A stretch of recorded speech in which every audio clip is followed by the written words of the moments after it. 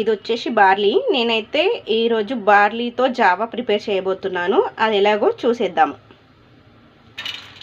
ముందైతే బౌల్ పెట్టేసుకొని నేనైతే 2 గ్లాసెస్ బార్లీ తీసుకుంటున్నాను. ఇవి వచ్చేసి దోరగా వేయించాలి. అంటే మనకు స్మెల్ కూడా వస్తుంది, తెలిసిపోతుంది ఈజీగా.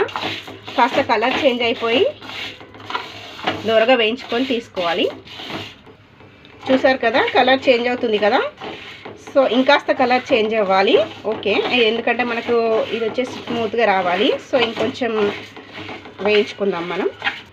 ఇవైతే బాగా వేయించుకోవాలండి, లేదంటే మనకైతే టెక్స్చర్ వచ్చేసి స్మూత్గా రాదు. సో మనం క్రిస్పీగా వేయించుకోవాలి. అప్పుడైతే మనకి స్మూత్గా పౌడర్ అయితే వస్తుంది. సో ఇవి వచ్చేసి బాగా వేగిపోయాయి. ఇప్పుడు ఇంకా స్టవ్ ఆఫ్ చేసేసుకుందాం. బౌల్లోకి అయితే ట్రాన్స్ఫర్ చేసేసుకుందాము. ఇది కొంచెం చల్లారనివ్వాలి. చల్లారిన తర్వాత మిక్సీ పట్టేసుకుందాం. వీటిని కంప్లీట్గా చల్లారిపోయాయి కదా, వీటిని ఇప్పుడు మిక్సీ జార్లోకి ట్రాన్స్ఫర్ చేసేసుకుందాము.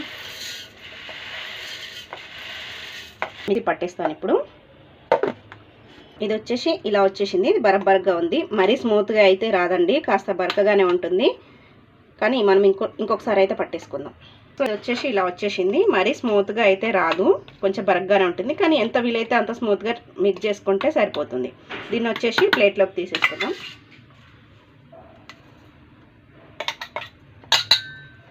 ఇది కొంచెం చల్లారనివ్వాలి. ఇది కంప్లీట్గా చల్లారిపోయిన తర్వాత ఒక ఎయిర్ టైట్ బాక్స్లో కనుక మనం స్టోర్ చేసుకుంటే ఎప్పుడు కావాలనుకుంటే అప్పుడు మనం బార్లీ జావా అయితే ప్రిపేర్ చేసేసుకోవచ్చు. నేనైతే క్వాంటిటీ కోసం ఈ కప్ అయితే యూజ్ చేస్తున్నాను. ఇది వచ్చేసి టీ కప్. చూడండి, నేనైతే ఈ కప్ క్వాంటిటీ కోసం ఈ కప్ తీసుకున్నాను. ఇది వచ్చేసి మనం వాటర్తో మిక్స్ చేసుకోవాలి. దీనికైతే ఒక కప్పు వాటర్ అయితే పడుతుంది. కాకపోతే ఒకటేసారి మొత్తం వేసేసుకుంటే ఇది ఉండలు కట్టేస్తుంది. సో మనం వచ్చేసి ఒక హాఫ్ గ్లాస్ వాటర్ అయితే వేసేసుకుందాము. ఉండలు లేకుండా ఇలా మిక్స్ చేసేసుకోవాలి. వాటర్ని కొద్దిగా యాడ్ చేసుకుంటూ మిక్స్ చేసేసుకుందాం. నేను 1/4 కప్ అని చెప్పాను కదా, మనం ఈ కప్తోనే మెజర్మెంట్ తీసుకున్నాం కదా. ఇదే కప్తో 4 గ్లాసులు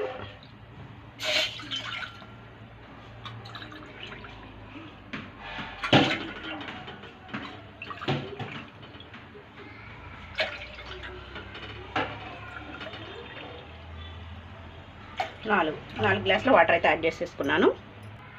1 ఇంచ్ అల్లం ముక్క, 1 స్పూన్ సాల్ట్ పెట్టేసుకొని కాస్త మరగనిద్దాం.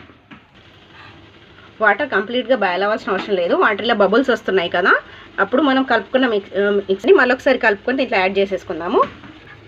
ఒకసారి మళ్ళీ ఇలా కలుపుకొని దాంట్లో యాడ్ చేసేసుకుందాం.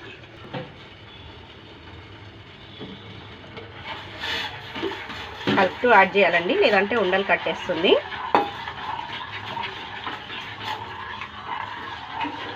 దీన్ని మంటను మీడియం ఫ్లేమ్లో పెట్టేసి ఒక 5 మినిట్స్ ఉడకనిద్దాం.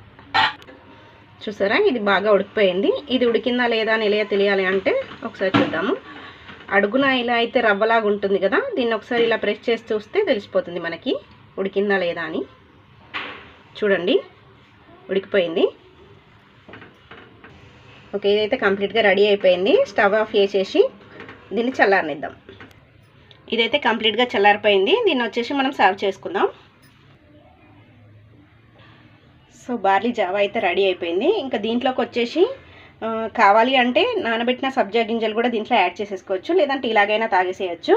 ఇంకా చల్లగా కావాలి అనుకుంటే కనుక ఇలా ముందుగా ప్రిపేర్ చేసుకున్న కర్డ్, ఇది పల్చగా చేసుకోవాలి, దీన్ని కూడా యాడ్ చేసేసుకోవచ్చు.